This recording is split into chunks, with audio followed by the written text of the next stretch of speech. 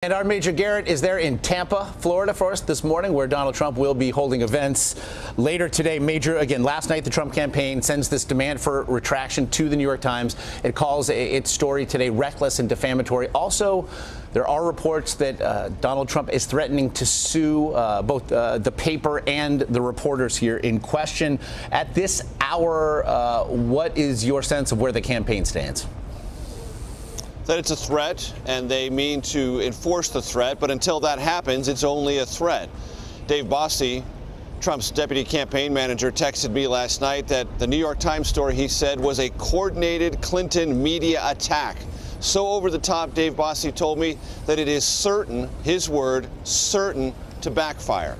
That's where the Trump campaign is. They believe that their supporters, and they're going to try to make the case that all of these accusations, which the campaign on Trump's behalf denies in blanket fashion, are arriving late in the campaign for the express purpose of undermining Trump's pursuit of the presidency.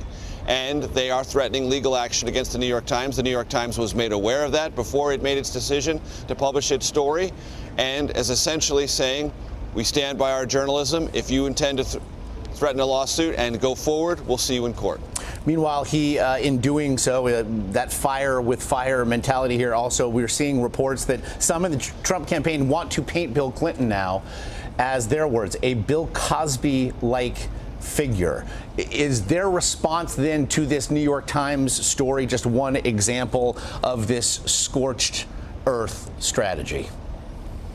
Well, it's an escalating battle of innuendo, accusations, sexual assault, sexual misconduct, all of this swirling around in a giant cauldron. And the Trump campaign was preparing to go down this road even before this New York Times story broke. And it's not just the New York Times story. There's a Facebook post, there's a Palm Beach Post report. There are other reports, all of them sounding very similar, all of them essentially, if you look at them, ratifying what Trump said in his own words in that videotape that surfaced from Access Hollywood in 2005. And many of the women coming forward now, and this goes to the point that the Trump campaign means to use to undermine them. Well, why are you coming up now? Why so late in the campaign? The women, almost to a person, say, well, when I saw Donald Trump on Sunday at the second debate deny ever doing anything, saying he only engaged in boorish words, they said, no, that's not true, and that motivated them. So all of this is now coming together. In regards to Bill Clinton, the campaign on Sunday before the debate, we all remember this, rolled out 4 women, 3 who said they were assaulted by Bill Clinton, 1 who accused Hillary Clinton of working on a legal case that freed someone accused of assaulting a young girl. They were going to bring all this forward anyway and continue to make that case. That now is going to be amplified as much as the Trump campaign can amplify it. The central problem for the Trump campaign is Bill Clinton isn't on the ballot. Hillary Clinton is. Now, they'll try to get to Hillary Clinton by saying she was an enabler. She defended Bill Clinton and attacked this woman, so she has no moral standing to criticize Donald Trump on any grounds relating to his conduct with women.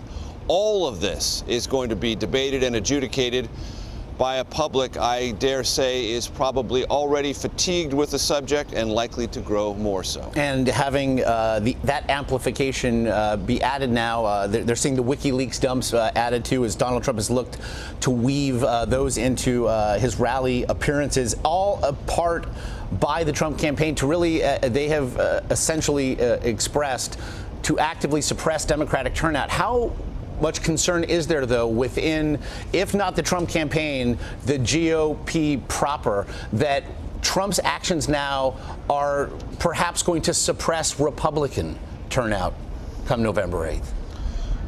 It's a real concern. Voter motivation is unlikely to increase in this atmosphere because neither campaign is talking about, in the main, any of their qualifications for the office or what they intend to do should they win the office of the presidency. It's all about discrediting their rival and as lacerating and negative a language as can be conceived or has been seen in modern American presidential history.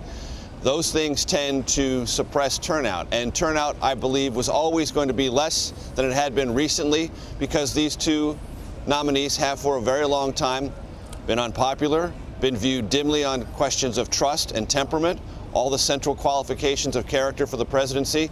So I never anticipated this election to be a high turnout one to begin with.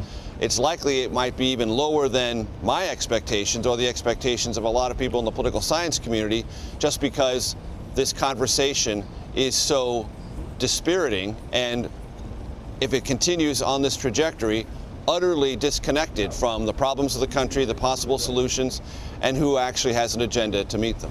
Major Garrett there in Tampa, Florida. We do appreciate it.